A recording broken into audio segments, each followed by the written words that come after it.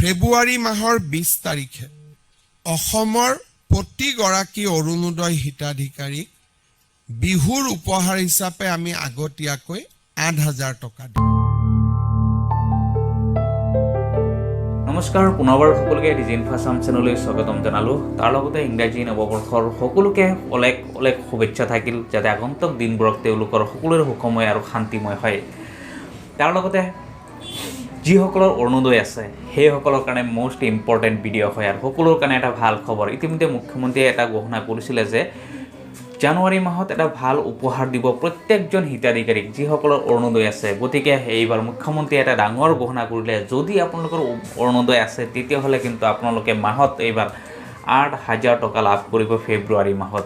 গতিকে আপোনালোকে এই ফেব্ৰুৱাৰী মাহৰ যিটো ৮,০০০ টকা প্ৰদান কৰিব, আপোনালোকে কোনে কোনে লাভ কৰিব আৰু আপোনালোকে কি কি কৰিব লাগিব। কাৰণ মই আগৰ ভিডিঅ'ত আপোনালোকক কৈছিলোঁ, যদি আপোনালোকে অৰুণোদয় লাভ কৰিব বিচাৰে তেতিয়াহ'লে কেইটামান কাম আছে আপোনালোকে কৰি ৰাখিব লাগিব। আপোনালোকে কি কি কাম কৰিব লাগিব এইটোও জনাম। তাৰ লগতে মুখ্যমন্ত্ৰী কি ঘোষণা কৰিলে, আপোনালোকক ৮,০০০ টকা কেতিয়া প্ৰদান কৰিব, কেনেদৰে আপোনালোকে সেই ৮,০০০ টকা দিব, সেই কথাও মুখ্যমন্ত্ৰী ইতিমধ্যে যিটো ঘোষণা কৰিছে এইটোও আপোনালোকক শুনাম। তাৰ লগতে সকলোকে ৰিকুৱেষ্ট থাকিল, আপোনালোকে যদি নতুনকৈ চাই আছে চেনেলটো, তেতিয়াহ'লে চেনেলটো ছাবস্ক্ৰাইব কৰি ভিডিঅ'টো লাইক আৰু এটা শ্বেয়াৰ কৰি দিব। ইতিমধ্যে মুখ্যমন্ত্ৰীয়ে ঘোষণা কৰিছে যে ফেব্ৰুৱাৰী মাহৰ 20 তাৰিখে আপোনালোকক যিটো টকা দিব লাগে অৰুণোদয়, সেই টকাটো কিন্তু 20 তাৰিখে আপোনালোকৰ যিটো একাউণ্ট আছে একাউণ্টত ডিৰেক্ট ৮,০০০ টকা প্ৰদান কৰিব। আৰু সেই টকাৰে আপোনালোকে যাতে বিহু ভালকৈ চলাব পাৰে, তাৰ কাৰণে মুখ্যমন্ত্ৰীয়ে এইবাৰ এই উপহাৰটো দিছে, ডাঙৰ উপহাৰ দিছে। গতিকে আপোনালোকৰ যদি অৰুণোদয় আছে তেতিয়াহ'লে আপোনালোকে কি কি কৰিব লাগিব, আৰু যদি আপোনালোকে অৰুণোদয় নাই তেতিয়াহ'লে আপোনালোকে কি কি কৰিব লাগিব এইটোও আপোনালোকে জনাম। এক নম্বৰত হৈছে চাওক, যদি আপোনালোকৰ অৰুণোদয় আছে তেতিয়াহ'লে আপোনালোকে কেইটামান বিশেষ কাম আপোনালোকে কৰি ৰাখিব লাগিব। তাৰ লগতে বহুতৰ কিন্তু অৰুণোদয় টকা সোমোৱা নাছিলে, তেওঁলোকেও ছেইম কাম কৰিব লাগিব এইখিনি, তেতিয়াহ'লে কিন্তু আপোনালোকে টকা লাভ কৰিব। এক নম্বৰ হৈছে, যদি আপোনালোকৰ অৰুণোদয় আছে তেতিয়াহ'লে আপোনালোকৰ যিটো বেংক একাউণ্ট আছে, বেংক একাউণ্টৰ লগত কিন্তু আপোনালোকে আধাৰ কাৰ্ডটো লিংক কৰিব লাগিব, যাক DBD বুলি কোৱা হয়। আপোনালোকে যদি এতিয়ালৈকে কৰা নাই, আপোনালোকে সোনকালে, অতি সোনকালে এই কামটো আপোনালোকে কৰক। তাৰ লগতে যিটো মোবাইল নাম্বাৰ আছে, মোবাইল নাম্বাৰটো আপোনালোকে অৰুণোদয়ৰ ID লগতে, তাৰ লগতে আপোনাৰ যিটো বেংক একাউণ্ট আছে, বেংক একাউণ্টৰ লগত আপোনালোকে লিংক কৰাব লাগিব। যদি আপোনালোকে এইখিনি নকৰে, যদি আপোনাৰ একাউণ্টত KYCৰ প্ৰব্লেম হৈ থাকে, তেতিয়াহ'লে কিন্তু আপোনালোকে অৰুণোদয়ৰ টকা লাভ নকৰে। গতিকে আপোনালোকে এই কামকেইটা সোনকালে কৰক। আৰু যিসকলে ইতিমধ্যে টকা লাভ কৰা নাছিলে, তেওঁলোকৰ ফৰ্ম ইতিমধ্যে ৰিজেক্ট হৈ আছে কাৰণে আপোনালোকে সেই টকা লাভ কৰা নাছিলে। গতিকে আপোনালোকে এইটো ছল্ভ কৰিবলৈ হ'লে যিটো অৰুণোদয় ফৰ্ম আছে, যিসকলে অৰুণোদয়ৰ কাম কৰি আছে, যিসকল পঞ্চায়তৰ বুথ লেভেলৰ প্ৰেচিডেণ্ট বা ছেক্ৰেটেৰী আছে, বা পঞ্চায়তৰ ইতিমধ্যে প্ৰেচিডেণ্ট আছে, পঞ্চায়তৰ ছেক্ৰেটেৰী আছে, বা ব্লকত ইতিমধ্যে অৰুণোদয়ৰ যিটো কেন্দ্ৰ দিছে, আপোনালোকে ব্লকত গৈ যোগাযোগ কৰি পেলাই আপোনালোকে যিটো ফৰ্ম আছে, ফৰ্মটো ফিল আপ কৰি কিন্তু আপোনালোকে জমা দিব লাগিব। তাৰ লগতে আপোনাৰ যিখিনি ডকুমেণ্টছ আছে, আধাৰ কাৰ্ড, বেংক পাছবুক, তাৰ লগতে আপোনাৰ যিটো ৰেচন কাৰ্ড আছে, আপোনালোকে ৰেচন কাৰ্ড জমা দিব লাগিব। দিলে কিন্তু আপোনালোকে যদি এইখিনি ডকুমেণ্টছ যদি আপোনালোকে কমপ্লিট কৰে আৰু ফৰ্ম জমা দিয়ে, তেতিয়াহ'লে কিন্তু আপোনালোকে যদি টকা যিসকলে পোৱা নাই, আপোনালোকেও টকা লাভ কৰিব। আৰু ফেব্ৰুৱাৰীত যিটো টকা প্ৰদান কৰিব 20 তাৰিখে ৮,০০০ টকা, সেইটো আপোনালোকে লাভ কৰিব।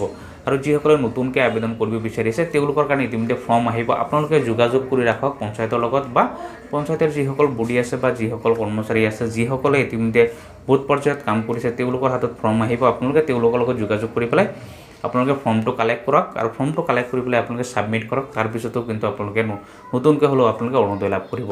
তাৰ লগতে মুখ্যমন্ত্ৰী কি ক'লে সেইটো আপোনালোকক শুনাই দিব। তাৰমানে প্ৰতিগৰাকী আই মাতৃ যিসকলে অৰুণোদয় আঁচনি পাই আছে, দে উইল গেট, জানুৱাৰীত আমি তেওঁলোকক নিদিওঁ একো, ফেব্ৰুৱাৰী মাহত একেলগে, ফেব্ৰুৱাৰী মাহৰ 20 তাৰিখে একেলগে আগতীয়াকৈ বহাগ বিহুৰ উপহাৰ হিচাপে তেওঁলোকক আমি ৮,০০০ টকা তেওঁলোকৰ বেংক একাউণ্টলৈকে হস্তান্তৰ কৰিম।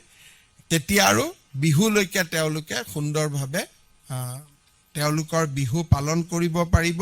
ফেব্ৰুৱাৰী মাহৰ 20 তাৰিখে অসমৰ প্ৰতিগৰাকী অৰুণোদয় হিতাধিকাৰীক বিহুৰ উপহাৰ হিচাপে আমি আগতীয়াকৈ ৮,০০০ টকা দিম।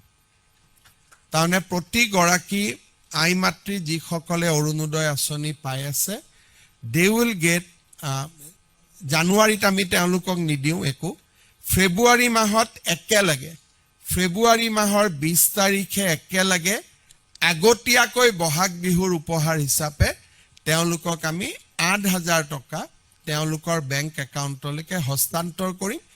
তেতিয়া আৰু বিহুলৈকে তেওঁলোকে সুন্দৰভাৱে তেওঁলোকৰ বিহু পালন কৰিব পাৰিব।